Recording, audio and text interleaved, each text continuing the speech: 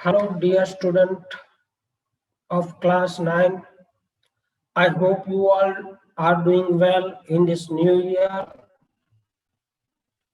First of all, I would like to tell you one thing that up to now we have completed our total actual syllabus. In understanding, we have just completed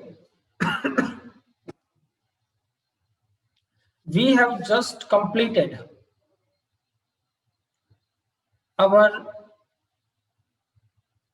textbook,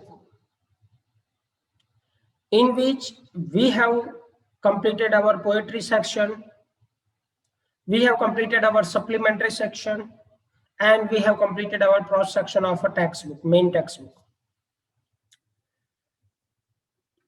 आपको हमने पूरा का पूरा जो आपका content book है उसको हमने कंप्लीट करवाया है, और आज ये मौका आज से शुरू होता है कि हम उसको क्विकली एक बार फिर से सभी चैप्टर्स, सभी पोएम्स और उसके अंदर आने वाली literary devices, short question answer, वे सभी चीजें हम धीरे धीरे अब रिवाइज करने वाले हैं।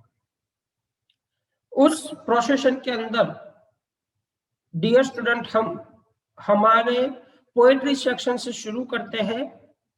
मैं आज आपको पोएट्री सेक्शन को रिवाइज करवाने वाला हूं, लेकिन आपको इसके साथ एक चीज याद रखनी है कि आपको सिर्फ जो यहाँ पे स्टैंजा वाइज जो मैं ये रिवीजन करवा रहा हूं, उसमें जो स्टैंजा एक्सप्लेनेशन होता है वो आपको एक सीक्वेंस में रिवीजन में अलग से लिखना है। ये मैं बारी बारी नहीं बोलूंगा, ये चीज आपको मालूम होनी चाहिए कि हम जब रिवीजन कर रहे होते हैं तो मैं आपको ये नहीं कहता कि आप पोएम का स्टांजा लिखें, लेकिन स्टांजा के नीचे की समरी जो मैं एक्सप्लेन कर रहा हूं वो आपको लिखनी है। कुछ बच्चे होंगे जिनके पास समरी तो होगी लेकिन स्टांजा वाइज नहीं होगी। अगर आपके पास स्टांजा वाइज समरी लिखी होगी तो आपको इसमें से बहुत बेनिफिट मिलने वाला है। ठीक है, ये ध्यान में रखिएगा। चलो हम समय नष्ट न करते हुए बढ़ते हैं हमारी पहली पोएम, जिसका टाइटल या शीर्षक the road not taken and written by Robert Frost. हमारी जो पहली पोएम है, the first poem that we are going to look about, entitled as the road not taken by Robert Frost. This is well-known poem about making choice in life. बहुत सारे लोग ऐसे होते हैं, many people around the world, they are just getting confused that which way will be proper for them. लेकिन the same condition is described by the poet very naturally, very insightfully, very commonly, very ordinarily, as if he found for a while it is difficult to just identify the road, but certainly it would choose the another one. Let's go through the poem. Poem को हम देख लेते हैं। Poem के अंदर जो stanza number 1 आपका दिया गया है उसका जो एक्सप्लेनेशन है, once the poet was walking down a road and then there was a diversion. There were two different paths and he had to choose one of them.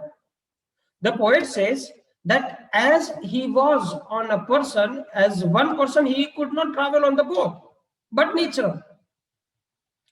If you are just passing through a kind of road and in between that you find a crossroad or two road diverge in it, it is not possible for you people to just go on the both road. You can go either of them. He had to choose one of these two road. Writer बोल रहा है कि I have to choose one of them. Yellow would represent a world which is full of people, where people have been living for many years. They represent people who are older than the poet. The poet kept standing there and looked at the path very carefully as far as he could see. But before taking the path, he wanted to know how it was and was it suitable for him or not. ये dear student आप लोगों को मालूम होना चाहिए कि जब आप खुद ऐसे कोई दो राह पे खड़े होते हो और दोनों में से कोई एक रास्ते पे आपको जाना है, तो you have to think twice before moving ahead. ये सिंपल है. आप दोनों में तो ट्रैवल नहीं कर सकते. अब इस पोएम के अंदर, इस स्टांजा के अंदर जो येलो वर्ड लिखा है, ये जो वर्ड है, ये रिप्रेजेंट करता है एल्डरली पीपल, जो पहले से इस दुनिया में, यानी हमारे पोएट से पहले ही इस दुनिया में रहते हैं. एक्सपीरियंस्ड पीपल जिसको बोलते हैं, जो ओल्डर है, अब उनकी लाइफ में ऑटमन आने वाली है, मतलब अब वो वृद्धत्व की ओर घूम रहे हैं. अब यहाँ पे राइटर कहता है कि इनमें से मुझे कोई एक ऐसा रास्ता पसंद करना है जो कि मेरे लिए सुटेबल है. दोनों पाथ्स को राइटर बहुत ध्यान से देखते हैं, जहां तक उनकी आंखें जाती है वहां तक देखते हैं. और सर्टेनली यहां पे एक डिसीजन पे आते हैं, on what path we should choose. एक ही वर्ड उसको is at the end of this stanza, एक ही क्वेश्चन उनके दिमाग में रहता है कि लाइफ के अंदर ऐसी चॉइसेस बहुत सारी आती है, अल्टरनेट बहुत सारे आते हैं, तो उनके लिए कौन सा अच्छा है वो टाइम को देखकर कोलैबोरेट करके उनको डिसीजन लेना होता. जो दूसरा स्टांजा है हमारा, वो हमें बताता है कि जो पोएट है kept on looking the path, दोनों में से किसी पाथ को बारी बारी से देखता रहता है और सोचता है कि which will be the right one, which path should be taken by him or not. He decided and started walking in another path because he felt that both paths were equally good. अब थोड़ी देर के लिए writer दोनों path को देखता है, सोचता है, फिर अचानक दूसरे रास्ते पे चलना शुरू कर देता है. क्यों? क्योंकि राइटर को लगता है, हमारे पोएट को लगता है कि भाई जो हमारा दूसरा रास्ता है वही उसके लिए अच्छा, दोनों सेम ही है. He felt that both paths were equally good and started walking on one of them. He adds that maybe he felt that the path was better for him. Life में एक ऐसा समय भी आएगा जहां पे खड़ा रहकर वे सोचेगा कि अगर मैंने दूसरा पाथ लिया होता तो और अच्छा होता. Not many people had walked on the path either, that is why that path was grassy. दो पाथ जो थे, एक में एक रुस्क था, उसमें बहुत सारे लोग चले थे, इसलिए घास घिस चुकी थी उस पे से. और दूसरा जो पाथ था जिसमें घास बहुत अच्छी दिख रही, लसी ग्रास वहां पे दिख रही थी. क्यों? क्योंकि शायद ज्यादातर लोग वहां से नहीं चले थे. इसलिए तो यहाँ पे इस स्टांजा के अंदर एक वर्ड लिखा है, एंड अनवांटेड वियर, जहां पे लोग ज्यादा पसंद नहीं हुए, उसी रास्ते को हमारा राइटर सिलेक्ट करता है. In the third stanza,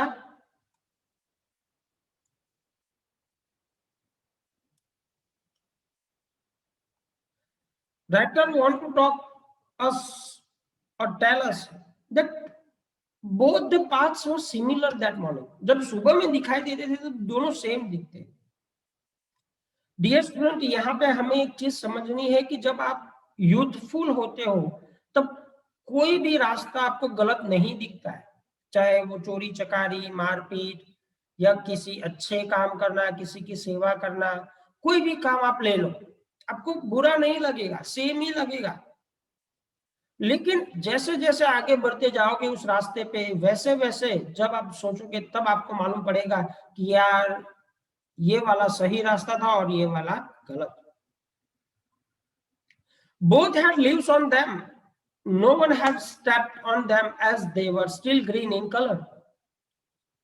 दोनों रास्ते पे से शायद कई सालों से कोई नहीं चला। दोनों रास्तों पे पड़े हुए जो लीव्स थे अभी ग्रीन थे, उस पे किसी का कुचला हुआ यहाँ पे दिख नहीं रहा था। He decided that day he would take one path and keep the other path for another day, although he knew that one way leads on to another way. उसको मालूम था कि आज जो कोई भी वो रास्ता लेगा वो शायद कल उसको वहीं पे लेके आए जो दूसरा रास्ता है।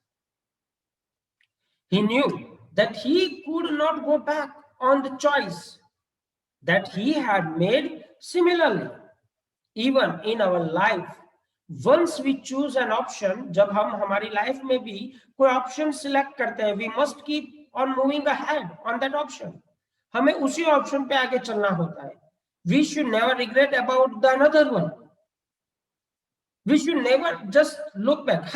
We will get a chance to come back and to start from the another way. Earlier we left. जिसको हमने पहले ऑप्शन पे छोड़ा था वहां पे शायद हमें वापस आना पड़े, शायद हम वहां पे फिर जाए, ये हो सकता है। लेकिन एक बार जो हमने सिलेक्ट किया है उस पे हमें आगे बढ़कर दिखाना पड़ेगा।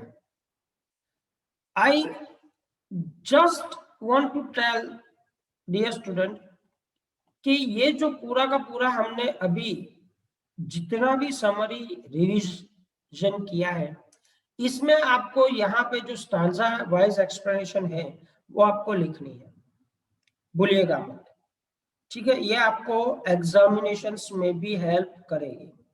Stay home, stay safe, be careful.